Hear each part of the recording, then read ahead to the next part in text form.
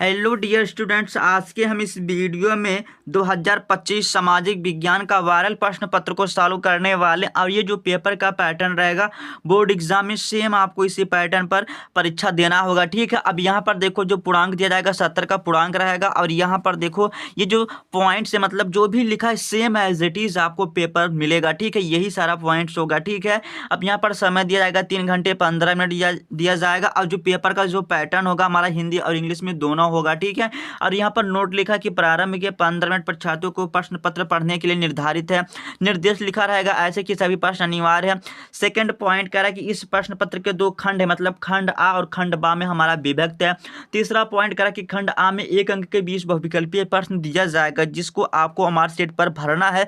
और आपको ये भी ध्यान रहे आपको काला और नीले पेन का प्रयोग करना और आपको अदर पेन का प्रयोग नहीं करना। ठीक है, और आप ये भी ध्यान रखना। चौथा पॉइंट कह रहा है कि खंड आ में हमारा जो 1 अंक का 20 बहुविकल्पीय प्रश्न रहेगा उसको ओमार शीट पर भरने के बाद ना ही काटना, ना ही इरेज करना और ना ही व्हाइटनर का प्रयोग करना। आप इसको भी ध्यान देना। ठीक है, अब यहाँ पर पांचवा जो पॉइंट करा कि प्रश्न के अंक उसके सम्मुख अंकित रहेगा, प्रश्न के सामने अंक निर्धारित रहेगा। अभी मैं आप सभी को दिखाऊंगा। छठवां जो पॉइंट करा कि खंड बा में 50 अंक के वर्णात्मक प्रश्न है। ठीक है, वो मतलब आपको लिखना है जो कि आपको 50 अंक जो मिलेगा आपको कॉपी पर लिखना पड़ेगा। ठीक है, अब यहाँ पर सातवां जो पॉइंट करा कि खंड बा में सभी प्रश्न के उत्तर एक ही साथ करना है।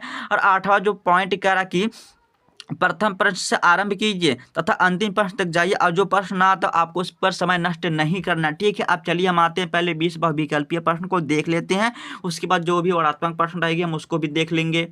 अब यहाँ से देखो हमारा पहला जो क्वेश्चन है स्टार्ट होता और आपको लास्ट तक वीडियो में बने रहना है क्योंकि इसमें जितने सारे प्रश्न है बहुत ही ज़्यादा इंपॉर्टेंट है। ठीक है, देखो करा कि इटली का एकीकरण किसके नेतृत्व में किया गया। ठीक है, अब इटली का जो एकीकरण है किसके नेतृत्व में किया गया मैं पहले इस प्रश्न को आपको समझाऊंगा, उसके बाद जो आंसर है वही बताऊंगा और चारों विकल्प नहीं पढ़ूंगा। ठीक है, अब यहाँ पर देखो एकीकरण इसका मतलब ये है कि हमारा जो इटली जो देश था अलग अलग भागों में ये हमारा इसका विभाजन किया गया था। ठीक है, उसके बाद इनका भाई जब एकत्रित किया गया मतलब सबसे पहले वह व्यक्ति कौन था जो सोचा इन राज्यों को हम एक करके एक देश बना लेते हैं, तो वह व्यक्ति कौन था तो उसी व्यक्ति को तो बताना। तो वो हमारा ऑटोमान बिस्मार्क था जो कि हमारा बी वाला ऑप्शन सही हो जाएगा। और आपको इस प्रश्न को ध्यान रखना है और ये जो प्रश्न बहुत ही ज़्यादा इंपॉर्टेंट है। ठीक है, अब यहाँ पर देखो ये इसमें जितने सारे प्रश्न बहुत ही ज़्यादा इंपॉर्टेंट है। दूसरा क्वेश्चन करा कि 1848 के फ्रांसीसी राज्य क्रांति के फलस्वरूप क्या हुआ था तो आपको बताना। तो यहाँ पर गणतंत्र की स्थापना हुई जो कि हमारा ये डी वाला ऑप्शन सही हो जाएगा। अब यहाँ पर देखो हमारा तीसरा जो क्वेश्चन करा कि जर्मन संस्कृति में वोक्सजिस्ट का आशय था। ठीक है, तो यहाँ पर भैया बताएं जो जर्मन जो संस्कृति है उसमें जो हमारा वोक्सजिस्ट ये हमारा क्या है शब्द है, इसका जो अर्थ है आपको बताना। ठीक है, इसका अर्थ क्या होता है तो इसका जो अर्थ होता है आम जनता, जो कि हमारा ये सी वाला ऑप्शन सही हो जाएगा। अब यहाँ पर देखिए हमारा आगे का जो क्वेश्चन करा कि संसदीय प्रजातंत्र की स्थापना किस देश में सर्वप्रथम हुई। ठीक है, जो संसदीय जो प्रजातंत्र है इसकी जो स्थापना किस देश में सर्वप्रथम हुआ तो आपको बताना है। ठीक है, तो ये हमारा भैया इटली में हुआ जो कि हमारा ए वाला ऑप्शन सही हो जाएगा। पांचवा क्वेश्चन देखो करा कि महामंदी का प्रारंभ किस वर्ष में हुआ। ठीक है, जो महामंदी है इसका जो प्रारंभ है किस वर्ष में हुआ तो ये हमारा 1929 में हुआ जो कि हमारा ये सी वाला ऑप्शन सही हो जाएगा।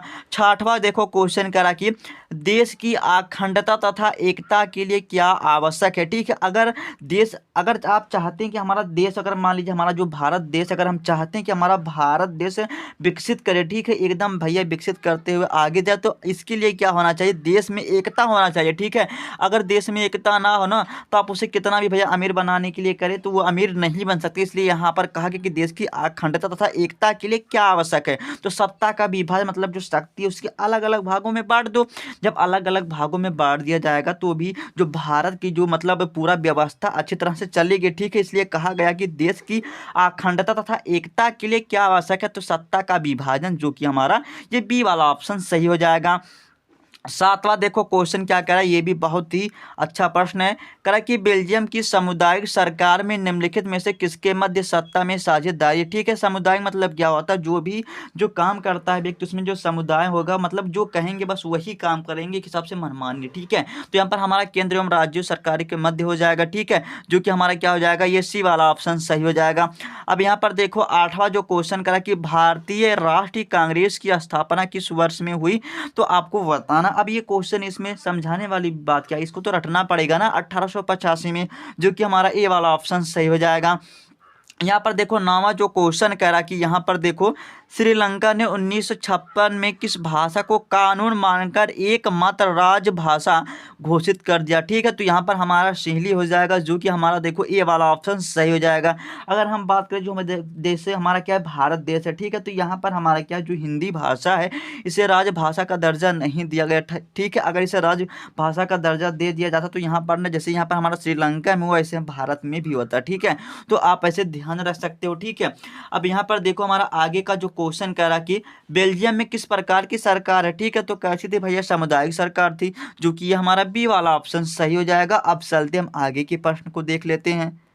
अब यहाँ पर देखिए 11वां जो प्रश्न कह रहा है कि प्रति व्यक्ति आय से क्या तात्पर्य है। ठीक है, आपको बताना है। तो यहाँ पर देखो कह रहा है कि एक देश की वस्तु और सेवाओं से अर्जित आय, ये भी हमारा सही है। एक देश के आधे से अधिक सामान्य निवासियों द्वारा अर्जित आय, ये भी सही है। राष्ट्रीय आय में जनसंख्या को भाग देकर प्राप्त आय, ये भी सही, मतलब बोला जाए हमारा तीनों ऑप्शन सही है। तो ये हमारा डी वाला ऑप्शन सही हो जाएगा। हमारा देखो आगे का क्वेश्चन करा कि 12वां निम्नलिखित में से कौन सा संगठन मानव विकास रिपोर्ट तैयार करता है, तो यहाँ पर हमारा यूएनडीपी करता है, जो कि ये हमारा बी वाला ऑप्शन सही हो जाएगा। अब यहाँ पर देखो 13वां जो क्वेश्चन करा कि निम्नलिखित में से किसे औसत आय भी कहते हैं। ठीक है, जो हमारा प्रति व्यक्ति जो हमारा आय होता है उसे औसत आय भी कहते हैं। तो यहाँ पर अगर हम देखें तो ये हमारा सी वाला ऑप्शन सही हो जाएगा, और आपको इसी को गोला कर देना। ठीक है, यहाँ पर जो 20 बहुविकल्पीय प्रश्न रहेगा आपको इसको पहले ओमार पर भरना है। ठीक है, उसके बाद 50 अंक के मिलेंगे प्रश्न, उसको वर्णात्मक प्रश्न है जो कि आपको कॉपी पर लिखना है। 14 देखो क्वेश्चन करा कि निम्नलिखित देशों में से किस देश का मानव विकास जो सूचांक है 2016 के अनुसार भारत से ऊंचा स्थान था। ठीक है, ऐसा होना चाहिए था, लेकिन यहाँ पर है लिखा। ठीक है, तो यहाँ पर हमारा क्या हो जाएगा, श्रीलंका, जो कि हमारा ए वाला ऑप्शन सही हो जाएगा। अब चलते हम आगे की प्रश्न को देख लेते हैं। 15वां क्वेश्चन करा कि निम्न में किस राज्य की प्रति व्यक्ति आय सर्वाधिक है। ठीक है, अब यहाँ पर ना अगर किसी देश की, मतलब किसी भी राज्य की अगर प्रति व्यक्ति अगर आय अच्छी हो सकती है, इसका मतलब वो कि वहाँ के लोग भैया पढ़े लिखे हैं। ठीक है, शिक्षित है। तो यहाँ पर देखिए हमारा क्या बिहार में तो बिल्कुल नहीं है, और ये हमारा राजस्थान में भी नहीं है, और मेघालय में उतना है, लेकिन बहुत ही कम है। अगर देखा जाए हमारा तो हरियाणा, जो कि हमारा ए वाला ऑप्शन सही हो जाएगा। अब यहाँ पर 16वां जो क्वेश्चन करा कि भूमि एक हमारा संसाधन है, तो भूमि हमारा कैसा संसाधन है, इसको ये भैया हमारा प्राकृतिक हो जाएगा, जो कि हमारा नेचर की देन है, जो कि ये हमारा ए वाला ऑप्शन सही हो जाएगा। 17वां क्वेश्चन करा कि निम्नलिखित में से एक मिट्टी का प्रकार नहीं है। ठीक है, ये हमारा काली भी मिट्टी का प्रकार होता है, पीली भी मिट्टी का प्रकार होता है, लेटरलाइट भी मिट्टी का प्रकार होता है, लेकिन ये हमारा सीमेंट मिट्टी का प्रकार नहीं है, और यही हमारा डी वाला ऑप्शन सही हो जाएगा। अब यहाँ पर देखो 18वां जो क्वेश्चन करा कि रियो डी जनरिया में पृथ्वी शिखर सम्मेलन का आयोजन किस वर्ष हुआ। ठीक है, ये हमारा 1992 में हुआ था, जो कि ये हमारा बी वाला ऑप्शन सही हो जाएगा। अब यहाँ पर देखो आगे का क्वेश्चन करा कि हमारा पर्वतों पर मृदा अपरदन का साधन है। ठीक है, तो आपको बताना है। तो यहाँ पर हमारा क्या हो जाएगा, हिमनद हो जाएगा, जो कि हमारा ये बी वाला ऑप्शन सही हो जाएगा। ठीक है, अब यहाँ पर देखो करा कि एजेंडा 21 का संबंध किससे है। ठीक है, तो यहाँ पर सतत पोषणीय विकास है। ठीक है, और आपको ये देखो सतत पोषणीय विकास क्या कहता है, मतलब ये कहता है कि प्रकृति में जो भी वस्तु प्राप्त है, ठीक है, आपको हिसाब से इनका प्रयोग करना, ताकि आने वाली पीढ़ी में इसका प्रयोग किया जा सकता है। ठीक है, और यही एजेंडा हमारा 21 क्या है, इससे संबंधित है, मतलब सतत पोषणीय विकास है। ठीक है, आप देखो फ्रेंड जितने सारे प्रश्न है उसको हम नेक्स्ट वीडियो में सॉल्व करा देंगे। अगर आप सभी को ये वीडियो पसंद आता है तो वीडियो को ज़रूर लाइक कर देना। अगर चैनल पर पहली बार आए तो चैनल को जरूर सब्सक्राइब कर लेना।